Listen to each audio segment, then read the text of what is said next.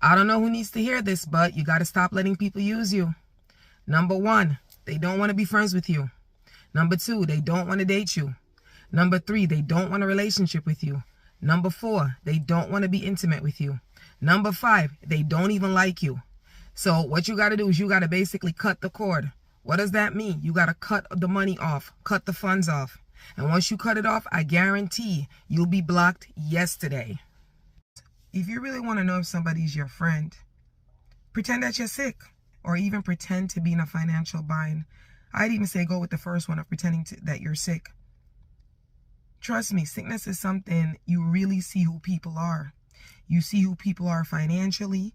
You see who people are, emotionally, even physically, even jumping around to help you if you need help. God forbid if something happens, you need somebody to physically help you. You really see who people are, who are your friends. You'll see who's going to call. You'll see who's going to check up on you.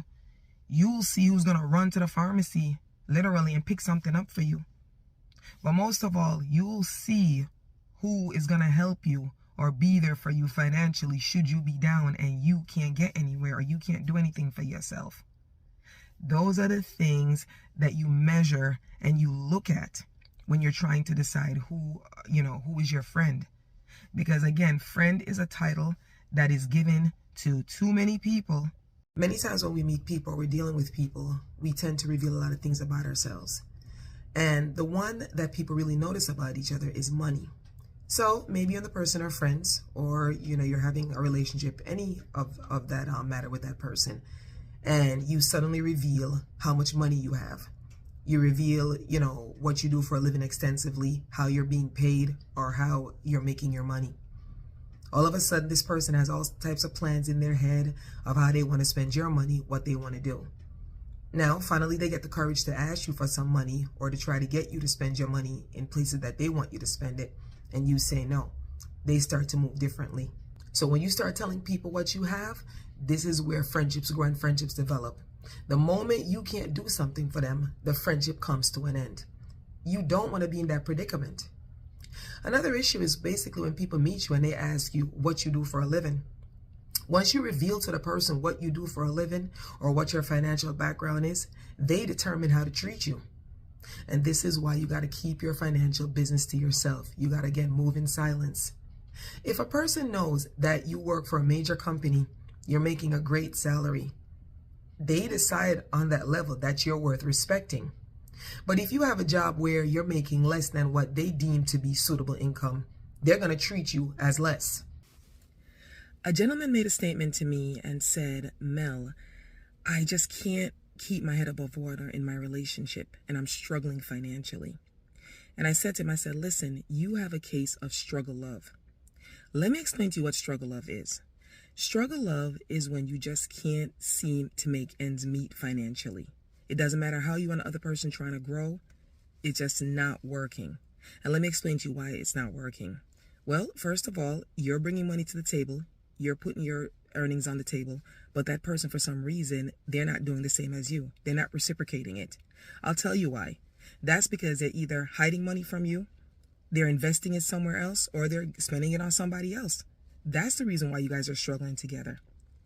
This year, we're not about struggling. We're not about hiding money from people. We're not about, stealing from people. We're just about building and getting better. And if you're with somebody who's doing that, who's hiding money from you and you're struggling, that person is not with you. They're not in your corner. This year, we have to get rid of struggle love. Struggling in a relationship does not constitute love. It doesn't show that somebody cares about you. It shows that somebody is using you. Please stop with the Cash App, Zelle, or Venmo. They don't appreciate it. Let whomever that doesn't want them pick up the slack. Their loss is your gain. Do you. Less friends, less socialization has a whole lot to do with money and leveling up, or even having your peace of mind. When you have too many people around you or too many unnecessary drama around you because of friends or associates, you tend to be distracted. You're distracted from doing what you really want to do. You're distracted from accomplishing your goals. And many a times, The same people that we say are friends or pretend to be our friends, they tend to basically, try to distract you or move you away from your goals. Now you don't want that. This is Team You Finance. We talk about all things finance, leveling up, and self-motivation. Let's talk about the crab in a bucket mentality. That is when you basically are with somebody or you're trying to level up, you're trying to grow, you want to do something, and every single time when you suggest something to that person, it's just negative. If you say to them, listen, hey, you know what? I want to buy a house. I want to buy a car. I want to take that long vacation that I've been saving for. They try to discourage you. And why are they discouraging you from doing things that you want to do? Why were they trying to discourage you from buying that house, the car, the vacation? Because they can't do it. Mind you, you've made all this sacrifice to do all of these things, and these people are trying to discourage you. They're at the bottom of the barrel, or they're at the bottom of the bucket, and they're trying to keep you down. So they use their claws, and every idea that you have, they pull it down. Every single thing that you want to accomplish, they pull it down. They just keep pulling and pulling and pulling.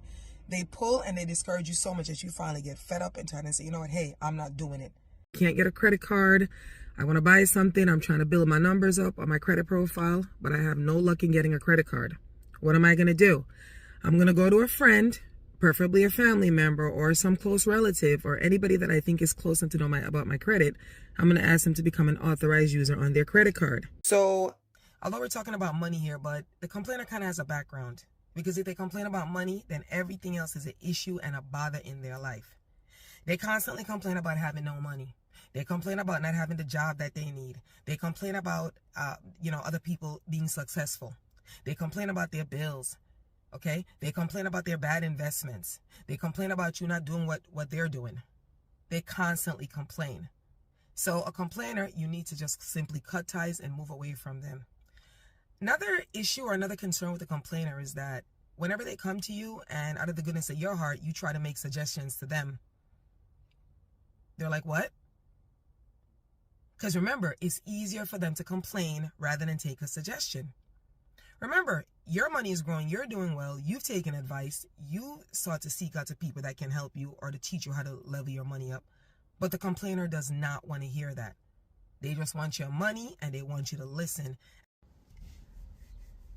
A lot of people complain and, they say people talking bad about them, people spreading rumors about them, and a lot of people's in their business.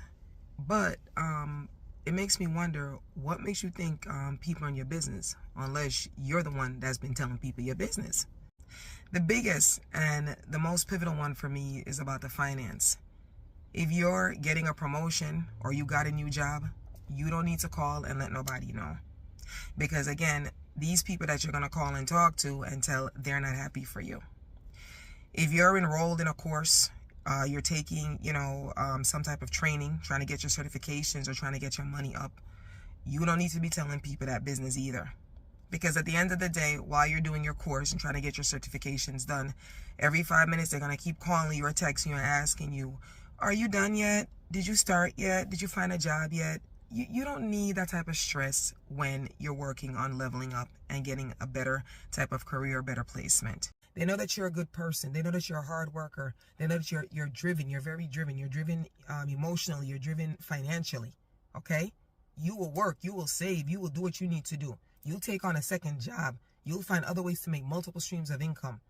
And so because they know what a good, dedicated person you are to building your wealth and financial stability, they take advantage of that.